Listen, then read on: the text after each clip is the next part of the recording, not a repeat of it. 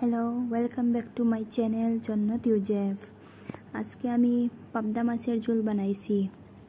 আপনারা দেখতে পাড্ডা খুব সুন্দর হয়েছে, খুব মজা রয়েছে। আমি আপনার লাগে রেসিপিটা শেয়ার করি আর আপনারা দেখবা লাস্ট পর্যন্ত। খুব টেস্ট হয়েছে। এখানে আমি পাবদা মাছে কস্তুরি মেথি দিয়া গার্নিশ করছি। এখন আপনারা দেখতে পাইবা আমি পয়লা সব পাবদা মাছে একটু লবণ দিছি, দিয়া হলুদ গুঁড়া দিছি, মরিচ দিছি, দিয়া সবগুলারে বালা করিয়া মাখিছি।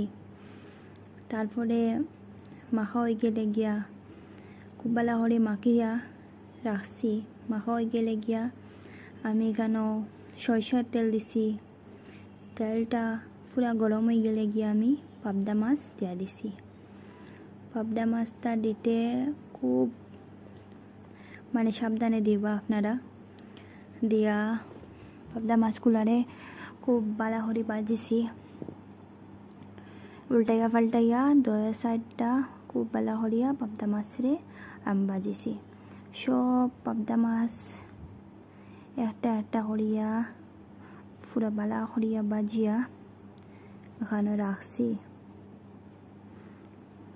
আপনারা দেখতে পারা আমার মাছগুলা বাজা হয়ে গেছে।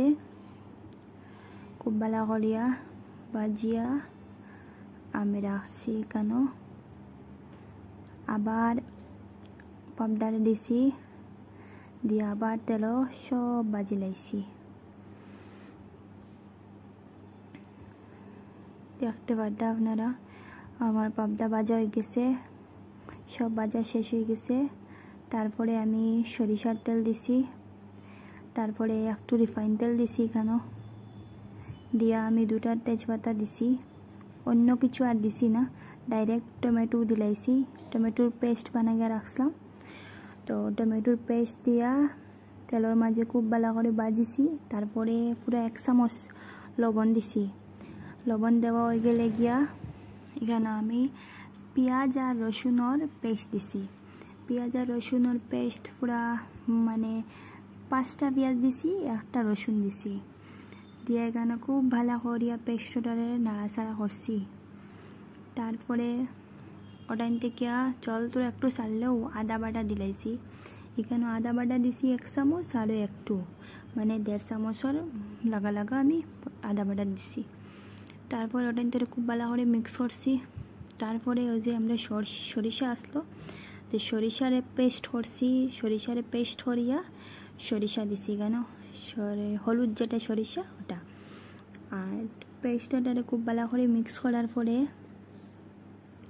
এটা থেকে যখন জল ছাড়ছে তখন আমি সবগুলা মশলা দিলাইছি। তো সবগুলা মশলা দিয়া এখানেও ভালো করে নাড়াচাড়া করছি।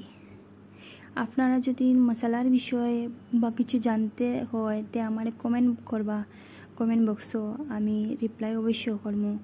তারপরে একটু গরম জল দিলাইছি। গরম জল দিয়া এটারে খুব ভালো করিয়া লাড়ছি। তারপরে এটারে ডাকিয়া রাখছি। আমি ডাকিয়া রাখিয়া একটু পরে আমি এখানে একটু কর্নফ্লাওয়ার দিছি, একটু কর্নফ্লাওয়ার। তারপরে আবার গরম জল দিছি। দিয়া এখানে আমার যতগুলা বাজা রাখা পাবদা মাছ আসলো সবগুলা দিলাইছি। দিয়া প্রায় 10 মিনিটের মতো এটারে ডাকিয়ে রাখছি।